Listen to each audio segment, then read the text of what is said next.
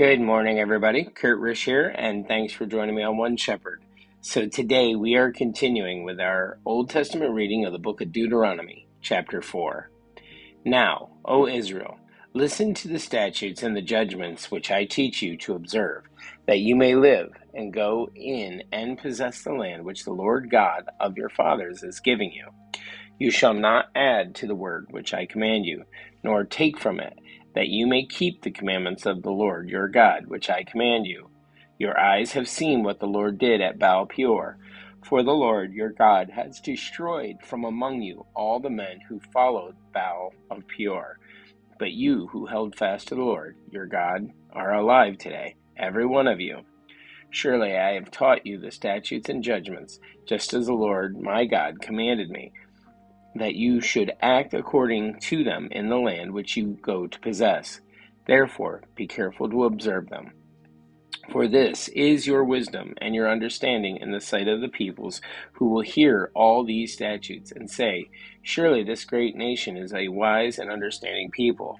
For what great nation is there that has God so near to it, as the Lord our God is to us, for whatever reason we may call upon him?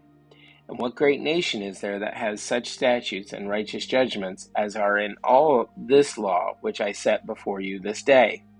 Only take heed to yourself, and diligently keep yourself, lest you forget the things your eyes have seen, and lest they depart from your heart all the days of your life.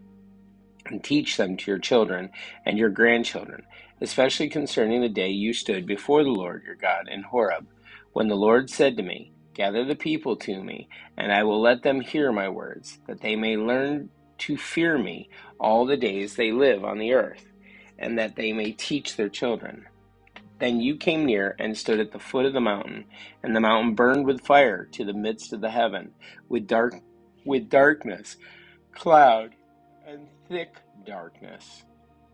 And the Lord spoke to you out of the midst of the fire. You heard the sound of the words, but saw no form. You only heard a voice. So he declared to you his covenant, which he commanded you to perform, the 10 Commandments, and he wrote them on 2 tablets of stone. And the Lord commanded me at that time to teach you statutes and judgments, that you might observe them in the land which you cross over to possess.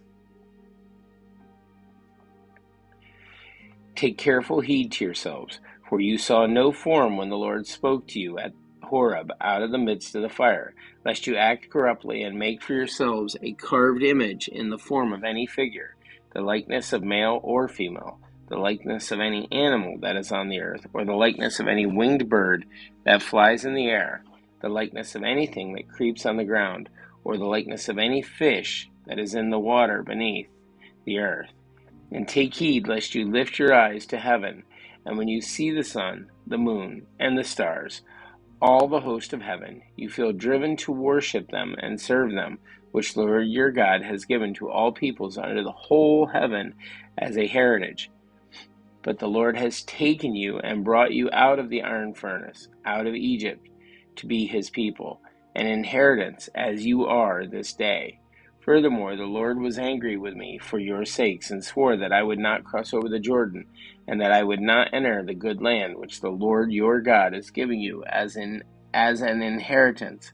But I must die in this land. I must not cross over the Jordan, but you shall cross over and possess that good land. Take heed to yourselves, lest you forget the covenant of the Lord your God, which he made with you, and make for yourselves a carved image in the form of anything which the Lord your God has forbidden you. For the Lord your God is a consuming fire, a jealous God.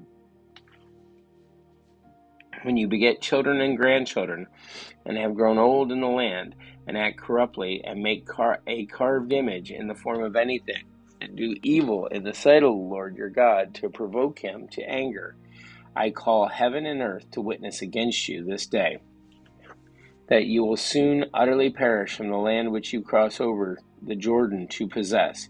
You will not prolong your days in it, but will be utterly destroyed, and the Lord will scatter you among the peoples, and you will be left few in number among the nations where the Lord will drive you.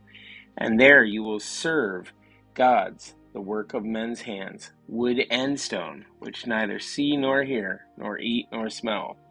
But from there you will seek the Lord your God, and you will find him if you seek him with all your heart and with all your soul. When you are in distress, and all these things come upon you in the latter days, when you turn to the Lord your God and obey his voice, for the Lord your God is a merciful God. He will not forsake you nor destroy you, nor forget the covenant of your fathers, which he swore to them. We do have a word study here. The word is evil. The Hebrew word is ra, Strong's Concordance number 7451. Evil is primarily a force that opposes God and his work of righteousness in the world. The word is also used for any disturbance to the harmonious order of the universe, such as disease.